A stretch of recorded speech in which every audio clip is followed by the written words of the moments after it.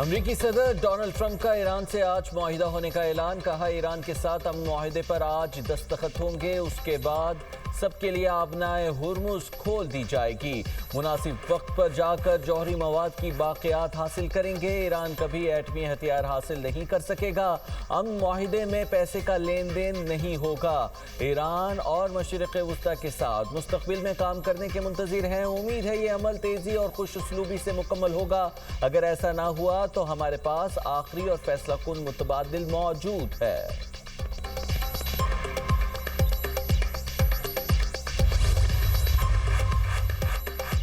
ایرانی فوج کو صدر ٹرمپ کا آج ڈیل ہونے کا دعویٰ مسترد کر دیا۔ پاسداران انقلاب کا کہنا ہے ایرانی مذاکرات کار اتوار کو کسی معاہدے پر دستخط نہ کرنے کا بتا چکے ہیں۔ ٹرمپ 14 جون کو اپنی سالگرہ کی وجہ سے دستخط کرنا چاہتے ہیں۔ ٹرمپ اس موقع کو علامتی اہمیت دے کر اپنی ذاتی تشہیر کا پروگرام بنانا چاہتے ہیں۔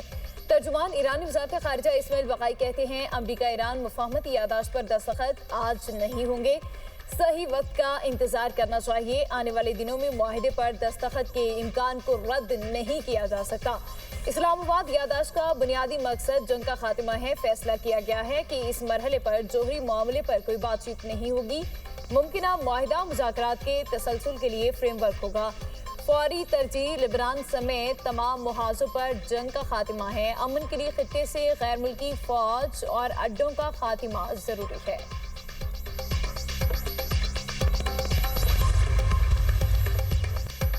پاکستان کی سفارتی کوششیں حتمی مراحل میں داخل، 24 گھنٹے میں امریکہ ایران امن معاہدے کو حتمی شکل دیے جانے کا امکان، وزیر اعظم شہباز شریف کا ایکس پر بیان، کہا امن معاہدہ پہلے سے کہیں زیادہ قریب ہے، پاکستان معاہدے کی تکمیل کے لیے اقدامات کر رہا ہے، معاہدے پر الیکٹرانک دستخط کی تیاریاں کی جا رہی ہیں، حتمی منظوری کے بعد امن معاہدے پر دستخط متوقع ہیں، معاہدے کے بعد اگلے ہفتے تکنیکی سطح کے مذاکرات ہوں گے، پاکستان دونوں فریقین کے ساتھ مسلسل رابطے میں ہے، پاکستان امن مذاکرات کے دوران مسلسل عزم پر امریکہ اور ایران کا شکر گزار ہے۔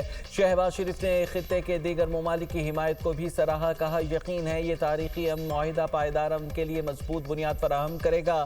امریکی صدر نے وزیر اعظم کا پیغام سوشل میڈیا پر شیئر کر دیا، وزیر داخلہ محسن نقوی کا کہنا ہے 1-2 دن میں اچھی خبر ملے گی، بنیادی معاملات طے ہو چکے، چند انتظامی امور کو حتمی شکل دینا باقی ہے، وزیر اعظم اور فیلڈ مارشل معاہدے کی تقریب میں پاکستان کی نمائندگی کریں گے۔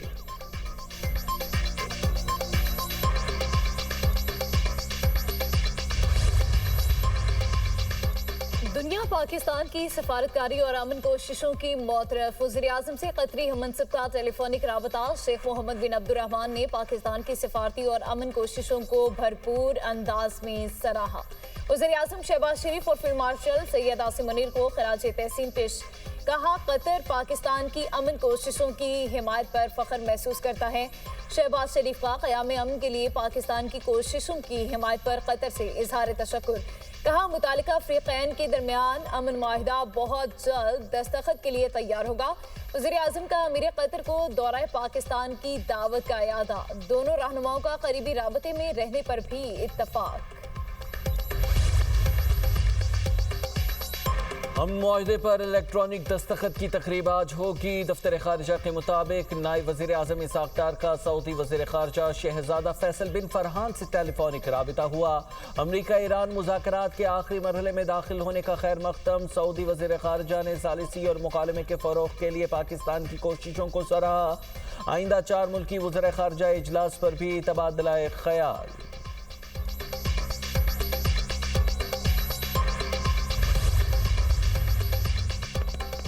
بلاول بھٹو کی آزاد کشمیر میں مظاہرین سے احتجاج ختم کرنے کی اپیل، چیئرمین پیپلز پارٹی کہتے ہیں اسلام آباد معاہدے پر دستخط کا قریب آ جانا تاریخی لمحہ ہے، ایسے وقت میں جب عالمی توجہ مضبوطی سے پاکستان پر مرکوز ہے، آزاد جموں کشمیر میں جاری بے چینی کشمیر کاز اور پاکستان کی ساکھ کو نقصان پہنچا رہی ہے، یہ صورتحال دشمن عناصر اور بھارت اسرائیل گٹھ جوڑ کو فائدہ اٹھانے کا موقع فراہم کر رہی ہے، سیاسی اختلافات کا حل پرامن ذرائع سے نکالا جانا چاہیے۔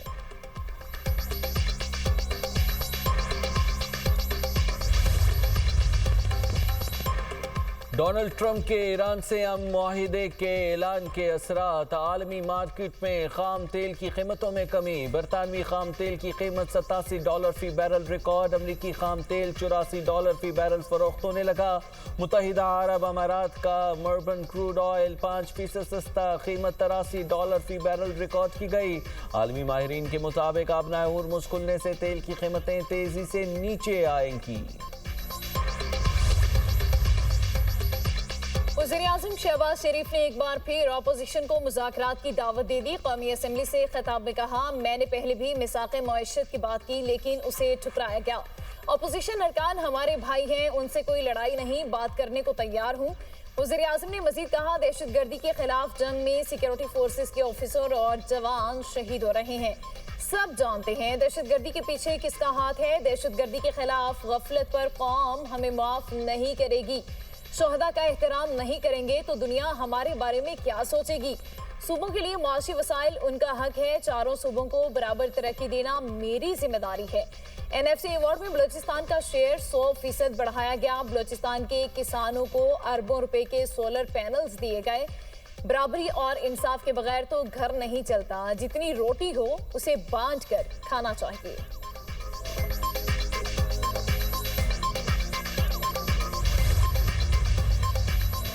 موجودہ حکومت آئینی مدت پوری کرے گی، جولائی یا اگست میں کچھ نہیں ہوگا، پریشان ہونے کی ضرورت نہیں۔ وزیر داخلہ کی لاہور میں صحافیوں سے غیر رسمی گفتگو، محسن نقوی نے کہا، بلاول بھٹو سے ملاقات ہوتی رہتی ہے، گزشتہ روز کوئی خاص ملاقات نہیں ہوئی، جو کشمیری یہاں آ کر آباد ہوئے انہیں واپس بھیجنے کی بات مناسب نہیں۔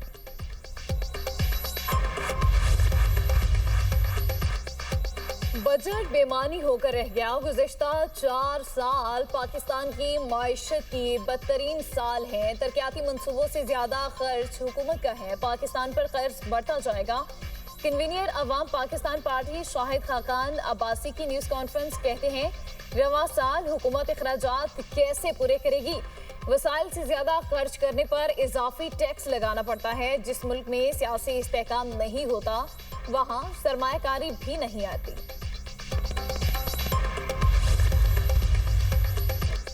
پاکستان میں ظالمانہ ٹیکس نظام ہے، صرف مفادات کے لیے نورا کشتی جاری ہے۔ بجٹ میں نمبرز اور چیزوں کو مثبت بنا کر پیش کیا جاتا ہے۔ حافظ نعیم الرحمان کی تنقید، کہا بجٹ میں پیٹرول، بجلی اور گیس کی قیمتوں پر بات ہی نہیں کی گئی۔ بجٹ میں مجبوری کا بہانہ اور IMF کے دباؤ کا کہا گیا، پیٹرول پر لیوی کو ختم کرنا چاہیے۔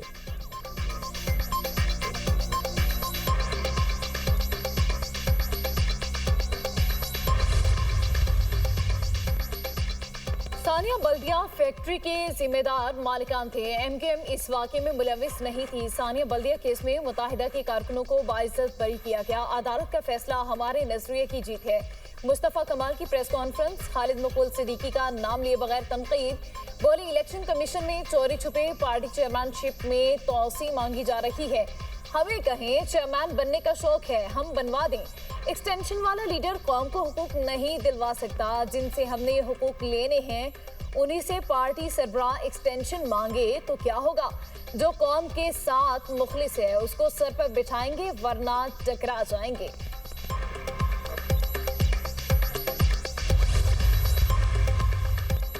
خیبر پختونخوا میں دہشت گردوں نے حالیہ 10 واقعات میں مائننگ ایکسپلوزیو استعمال کیا۔ بیشتر IED دھماکوں میں مائننگ بارودی مواد کے استعمال کے شواہد ملے۔ KP پولیس کا دہشت گردی میں مائننگ ایکسپلوزیو کا استعمال روکنے کے لیے حکمت عملی بنانے کا فیصلہ۔ پولیس حکام کے مطابق CTD اور اسپیشل برانچ کی کمیٹیاں تشکیل دی جائیں گی جو مائننگ بارودی مواد کے غلط استعمال کی روک تھام سے متعلق رپورٹس تیار کریں گی۔ کمیٹیاں سفارشات تیار کر کے محکمہ داخلہ، وزارت داخلہ اور متعلقہ حکام کو ارسال کریں گی۔ دہشت گردی میں استعمال ہونے والے بارودی مواد کے دیگر ذرائع کا بھی جائزہ لیا جائے گا۔ خیبر پختونخوا کے ضلع خیبر میں چیک پوسٹ کو بارودی دھماکے سے تباہ کر دیا گیا۔ سلمان روڈ پر واقع اورخندہ پوسٹ کو نامعلوم شدت پسندوں نے بارودی مواد کے ذریعے تباہ کیا۔ دھماکے کی آواز دور دراز علاقوں تک سنی گئی۔ اورخندہ پوسٹ گزشتہ 4 سال سے غیر فعال اور بند پڑی تھی۔ پولیس نے تحقیقات شروع کر دی۔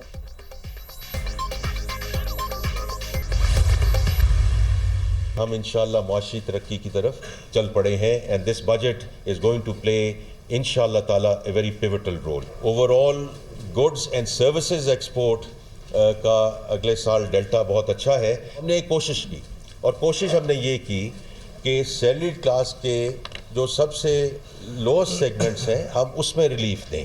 یہ 2 ٹریلین سے کراس کر گئی ہے جو اوور آل ایگریکلچر فائنینسنگ ہے. معاشی ترقی کے سفر پر چل پڑے ہیں. معیشت درست سمت میں گامزن ہے. بجٹ میں برآمدات اور ٹیکس نظام کو بہتر بنانے پر کام کیا. معاشی استحکام سے گروتھ کی جانب بڑھیں گے. وزیر خزانہ محمد اورنگزیب کی پوسٹ بجٹ پریس کانفرنس. کہا بجٹ میں تنخواہ دار طبقے پر ٹیکس کم کر کے ریلیف فراہم کیا.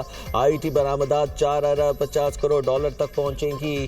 نوجوانوں کے لیے وزیر اعظم یوتھ لون مختص کیا گیا. زرعی مشینری اور آلات پر کسٹم اور ریگولیٹری ڈیوٹیز کو زیرو کر دیا گیا.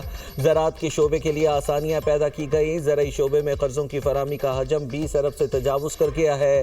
وزیر اعظم سمیت سب نے اتفاق کیا کہ سپر ٹیکس ختم ہونا چاہیے. کوشش کی برآمدات بڑھانے کے لیے قابل عمل اقدامات کیے جائیں. وزیر خزانہ کی سولر پینلز پر ٹیکس بڑھانے کی تردید. بولے کس نے کہا حکومت سولر پینل پر ٹیکس بڑھا رہی ہے. جو لوگ یہ خبر پھیلا رہے ہیں ان سے ہی اس بارے میں پوچھا جائے.